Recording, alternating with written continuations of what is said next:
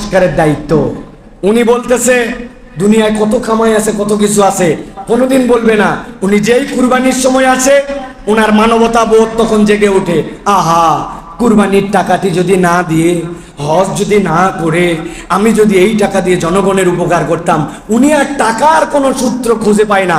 আমি তো বলি আপনি শার্ট পরেন, প্যান্ট পরেন, কোট পরেন, টাই পরেন, আপনি এগুলা বাদ দিয়ে আপনি বলেন না আহা আমি শুধু জাঙ্গাটা পরে বাকি জামা কাপড়ের টাকা দিয়ে মানুষের জামা কাপড়ের ব্যবস্থা করি। এটা বলেন না কেন? আপনি বলবেন হুজুর কেমন কথা বললেন। হ্যাঁ, ইসলাম একটা complete code of human life. তার কোথায় নামাজ পড়তে হবে, কার হজ করতে হবে, কোন জায়গায় দান করতে হবে, ইসলাম তার প্রত্যেকটা জায়গার দৃষ্টিভঙ্গি বর্ণনা করেছে। আপনার এই সকল সুরসুরি দেওয়া কথার দ্বারা মূলত ইসলাম বিদ্বেষ আপনাদের থেকে প্রকাশ পায়। আর আমরা এই বাংলাদেশে ওই মানুষগুলোকে আর লোক খুঁজে পেলাম না, ওনারা হয়ে গেছে আমাদের শিক্ষা সংস্কারের বিশেষজ্ঞ। আফসোস আর দুঃখ। এই জন্য আমরা বলতে চাই, আমরা তো আপনাদের কাছে কোনো গরম কথা বলতে চাই না, আমরা তো আপনাদের কাছে কোনো কাউন্টার দিয়ে আপনাদের প্রতিপক্ষ হতে চাই না। কেন আপনারা তারপরেও এই বিষয়গুলো উপস্থাপন করেন? কারণ শিক্ষকদের মধ্যেও আগে মোরালিটির জায়গা ছিল, শিক্ষকরা অনুপম আদর্শ উপস্থাপন করেছেন। গতকালকে আমি একটা গল্প বলেছি। এক ক্লাসে 50 জন ছাত্র, 50 জনকে 50টা বেলুন দিছে টিচার, দিয়ে বলছে প্রত্যেকের হাতের কলম আছে, কলম দিয়ে সাদা বেলুনের উপর নিজের নাম লিখো। লিখা হয়ে গেছে, সব বেলুন সামনে ছুঁড়ে ফেলে দাও।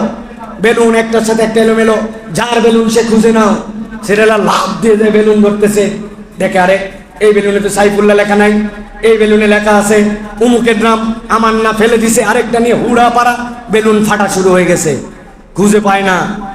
টিচার বলছে থামো, থেমে গেছে। বলে এখন যার সামনে যেই বেলুন আছে সেটাই হাতে নিয়ে নাও। 50 জন ছাত্র যার যে বেলুন ছিল সেই নিছে।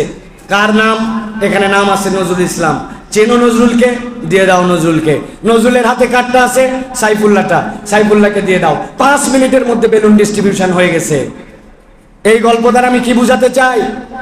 শিক্ষক এবং যারা দায়িত্বশীল তারা কেউ আওয়াজ বাজাবে না, তারা পদ্ধতিগতভাবে কারো মধ্যে বিলীন হয়ে যাবে না, কিন্তু অপরের কল্যাণ মানসিকতা নিয়ে এগিয়ে আসলে, মেকানিজম খাটালে, আমাদের ভিন্ন ভিন্ন মত থাকলেও আমরা একটা জায়গায় ঐক্যবদ্ধ হতে পারবো।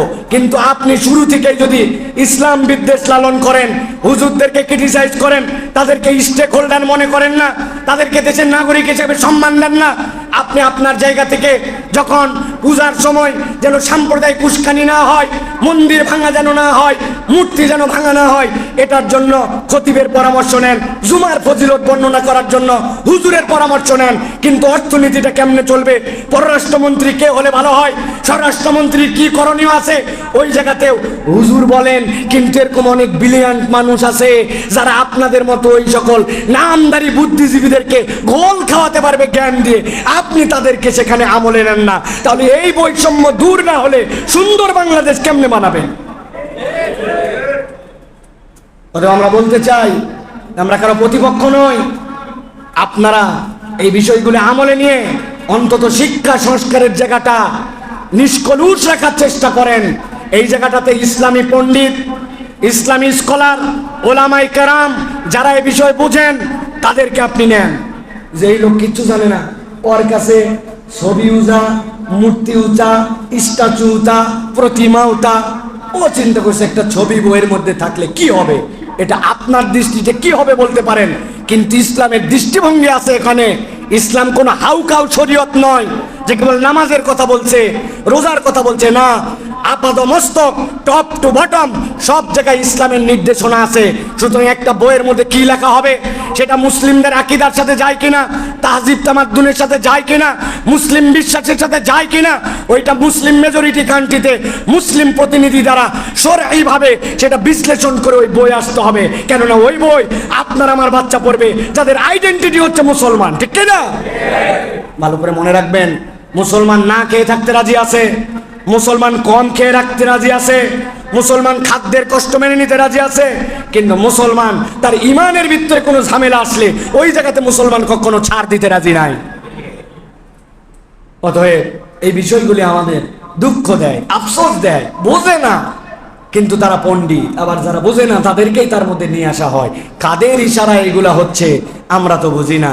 আল্লাহ রাব্বুল আমিন আমাদেরকে বোঝার তৌফিক দান করুক, সঠিক বুঝ দান করুক। প্রিয় ভাইয়েরা, তাহলে ইসলামে নারীর অধিকার মূলত কয় ধরনের?